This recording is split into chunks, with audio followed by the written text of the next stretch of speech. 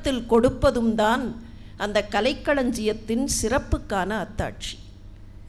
இதற்கு மேல் இந்த கலைக்களஞ்சியத்தின் சிறப்பை பற்றி தனியாக சொல்ல வேண்டிய அவசியமில்லை என்று கருதுகிறேன். இதில் இருக்கக்கூடிய ஏராளமான பதிவுகள்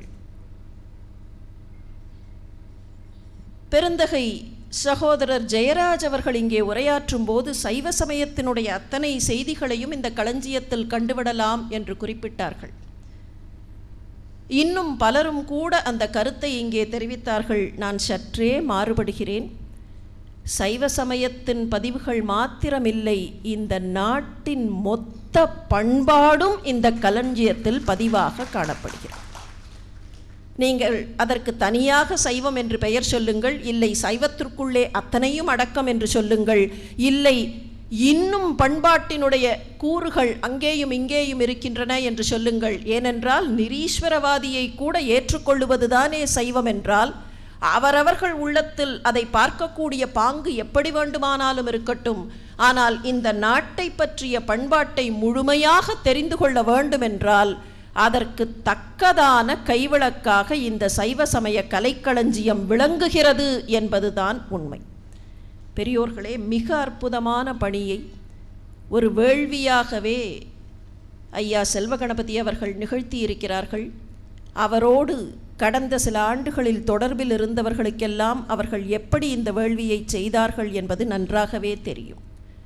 தமிழகத்தை பொறுத்தவரையில் இதுவரைக்கும் கலைக்களஞ்சியம் என்சைக்ளோபீடியா என்று சொன்னால் 2 பெயர்கள்தான் எல்லோருக்கும் நினைவுக்கு வரும். ஒன்று அவினாசிலிங்கம் செட்டியார், இன்னொன்று பெரியசாமி தூரன். இதுவரைக்கும் சென்னை பல்கலைக்கழகத்தினுடைய உதவியால் வெளியிடப்பட்ட அந்த கலைக்களஞ்சியத்தை விஞ்சுவதற்கு வேறு ஒரு கலைக்களஞ்சியம் தமிழகத்தில் வரவில்லை, இன்னும் ஒரு பெரியசாமி தூரன் வரமாட்டாரா என்றெல்லாம் ஆன்றோர் பெருமக்கள் ஏங்குவதுண்டு. பெரியசாமி தூரன் அவர்கள் தொகுப்பித்து பதிப்பித்து தந்திருக்கக்கூடிய அந்த என்சைக்ளோபீடியா, அந்த கலைக்களஞ்சியம் பொதுவான ஒரு கலைக்களஞ்சியம். ஆனால் இந்த சைவ சமய கலைக்களஞ்சியம் என்பது ஒரு ஸ்பெஷாலிட்டி களஞ்சியம். என்ன இருந்தாலும் இதெல்லாம் ஸ்பெஷாலிட்டி காலம்தானே. இன்றைக்கு பொது மருத்துவர்களுக்கு கூட அவ்வளவு மதிப்பு கிடையாது, ஸ்பெஷாலிட்டி மருத்துவர்களுக்கு தானே மதிப்பு. பொதுவாக ஒரு கலைக்களஞ்சியத்தை தயாரிப்பது என்பது கூட இதை காட்டிலும் சுலபமானது. ஏனென்றால் பொதுவான விஷயங்கள் மொத்தமாக இருக்கக்கூடிய ஒரு பார்வை, ஆனால் ஒரு ஸ்பெஷாலிட்டியை பற்றி அதை பற்றி இருக்கக்கூடிய பதிவுகள், அதுவும் சைவ சமயத்தை பற்றி இருக்கக்கூடிய பதிவுகள் உலகத்தின் மூலைகளிலே எங்கெல்லாமோ சிதறி கிடக்கக்கூடிய பதிவுகள். நான் ஒரே ஒரு விஷயத்தை சொல்லுகிறேன். கலிஃபோர்னியாவிலே சிவலிங்க வழிபாடு இருந்தது என்பதற்கான எத்தனையோ ஆதாரங்கள் நமக்கு கிட்டியிருக்கின்றன. 63 நாயன்மார்களை பற்றி தமிழகத்திலே மிகவும் ஏற்றத்தோடு சொல்லுகிறோம். ஆந்திர மாநிலத்தினுடைய லேபாக்ஷி பகுதியில் சீராளன் கதை என்று ஒரு கதை இருக்கிறது. இங்கே எப்படி சீராளனை பற்றி பேசுகிறோமோ, இங்கே எப்படி திருவெண்காட்டு நங்கை சீராளனுடைய அந்த உடலை கொண்டு வந்தாள் என்று சொல்லுகிறோமோ, எப்படி சந்தன நங்கை அதற்கு உதவி செய்தாள் என்று சேக்கிழாருடைய பெரிய புராணம் கூறுகிறதோ, அதற்கு ஒப்ப லேபாக்ஷி பகுதியிலேதான் நடைபெற்றதாக சீராளன் கதை அங்கே பாடப்படுகிறது. ஆந்திர மாநிலத்தைச் சேர்ந்தவர்கள், அந்த பகுதியிலே வாழக்கூடியவர்கள், சீராளன் எங்கேயோ உங்களுடைய தஞ்சை பகுதியிலே இருக்கவில்லை, உங்களுடைய சோழ நாட்டில் இருக்கவில்லை, எங்கள் ஊரில் இருந்தான் என்று சொல்லுவதாக அந்த கதை அமைகிறது. இப்படி உலகெங்கும் சிதறி கிடக்கக்கூடிய ஏராளமான பதிவுகள். சைவ சமயம் என்பது மிகுந்த ஆழம் நிறைந்தது, அகலமும் செறிந்தது. அப்படி அகலமும் ஆழமுமாக உலகெங்கும் இருக்கக்கூடிய அதனுடைய பதிவுகள், பிரபஞ்சம் முழுமையிலும் காணப்படக்கூடிய அதனுடைய செய்திகளை எல்லாம் ஒரே இடத்தில் திரட்டி, இதோ தொட்டால் எனக்கு கிடைக்கும், தொட்டால் சிவபெருமான் அதற்குள்ளே இருந்து அருள்வார் என்று சொல்லக்கூடிய வகையிலேதான் 10 தொகுதிகள் கொண்ட இந்த கலைக்களஞ்சியம் சைவ சமயத்தினுடைய கைவிளக்காக மாத்திரமில்லை, இந்திய நாட்டினுடைய ஆன்மீக கைவிளக்காகவும் நமக்கு கிடைத்திருக்கிறது. இந்திய நாட்டைச் சேர்ந்த நாம் எல்லோரும் பெருமையோடு எண்ணி பார்க்க வேண்டிய ஒரு விஷயம் உண்டு. இந்த நாடு மற்ற துறைகளிலே எப்படி என்பதையெல்லாம் விமர்சனத்திற்கு உள்ளாக்கலாம். நம்முடைய நாடு அரசியல் ரீதியாக மிகப்பெரிய வல்லரசு என்று சொல்லிவிட முடியாது. Maybe we are politically powerful, ஆனால் ஒரு வல்லரசு அல்ல அந்த வகையில். பொருளாதார ரீதியில் நாம் மிகப்பெரியவர்கள் இல்லை. மற்ற துறைகளிலே நம்முடைய வல்லமையை காட்டிலும் வேறு பல நாடுகளுக்கு வல்லமை உண்டு. அறிவியல் ரீதியாக நம்முடைய ஆராய்ச்சிகள் நடைபெற்றாலும் கூட we are scientific, we are extremely scientific in temper and we are the best in science என்றெல்லாம் சொல்ல முடியாது.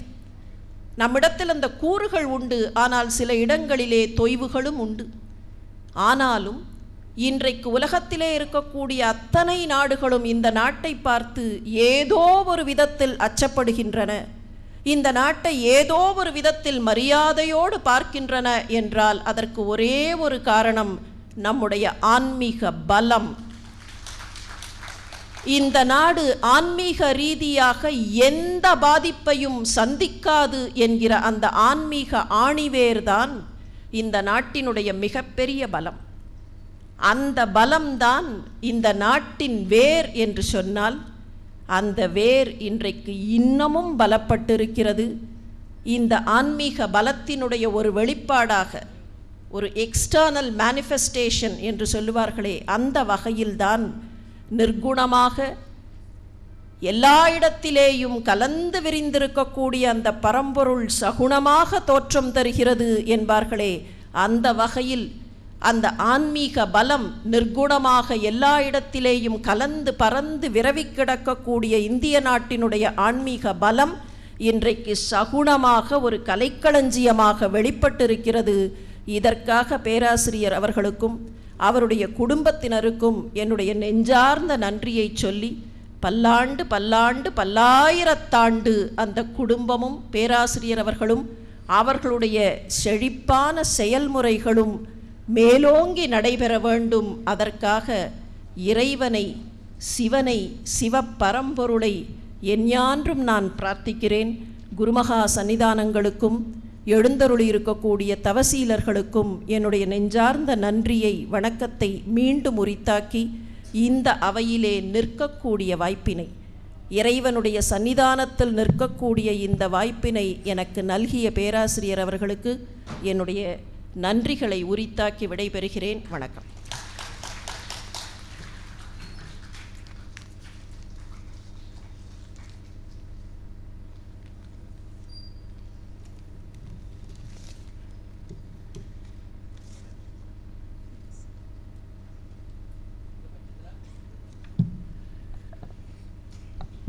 சைவ சமய கலைக்களஞ்சியத்தை தொகுத்தளித்த நாமறிந்த நம்பியாண்டார் நம்பி அவர்களுக்கு மாணிக்கவாசகர் ஐம்பொன் சிற்பத்தை சுவாமிமலை பஞ்சலோக சிற்பி எஸ் கருணாநிதி ஸ்தபதி க மோகன்ராஜ் ஸ்தபதி அவர்கள் வழங்குகிறார். மாணிக்கவாசகரின் ஐம்பொன் சிற்பத்தை வழங்கும் இவர் இந்நூலை பதிப்பிக்க உதவிய செல்வி சித்ராவின் சகோதரர் என்பது கூடுதல் செய்தி.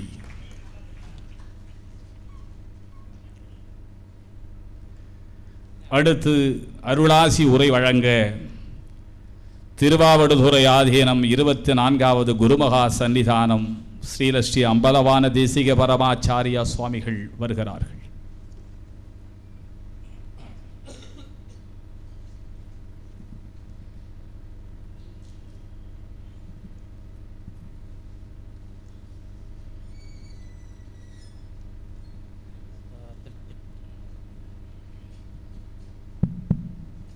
திருச்சிற்றம்பலம். உலகளாம் உணர்ந்து ஓதற்கு அறியவன் நில உலாவிய நிர்மலிவேணியன் அலையில் சோதியன் அம்பலத்து ஆடுவான் மலர் சிலம்பு அடி வாழ்த்தி வணங்குவான். எல்லாம் வல்ல ஞானமே வடிவாகிய ஞானமான நடராஜ பெருமான் திருவடியை வணங்கியும், திருக்கைலாய பரம்பரை திருவாவடுதுறை ஆதீனம் அருள் திரு அம்சாய மூர்த்திகள் பொன்னார் திருவடி கமலங்களையன் அடியேன் மனம் வலிமைகளால் வணங்கும். நாமெல்லாம் பிறவி எடுத்ததன் பயன் இறைவனுடைய திருவடியை சேர்வதற்காகத்தான். இந்த கலைக்களஞ்சியம் சைவ சமய கலைக்களஞ்சியம் அறியாமையில் இருந்து நீங்கி வீடு வேறு அடைவதற்கு ஒரு அருமையான நூல் சைவ சமய கலைக்களஞ்சியம். இந்த நூல் 10 தொகுதிகளாக வெளியிட்டிருக்கிறார்கள் இரா செல்வ கணபதி அவர்கள்.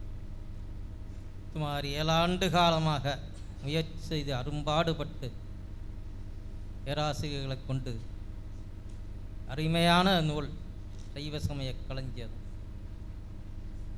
எல்லா உயிர்களும் நீக்கமர அந்த வினைகளெல்லாம் நீங்கி இறைவனுடைய திருவடி சேர வேண்டும்.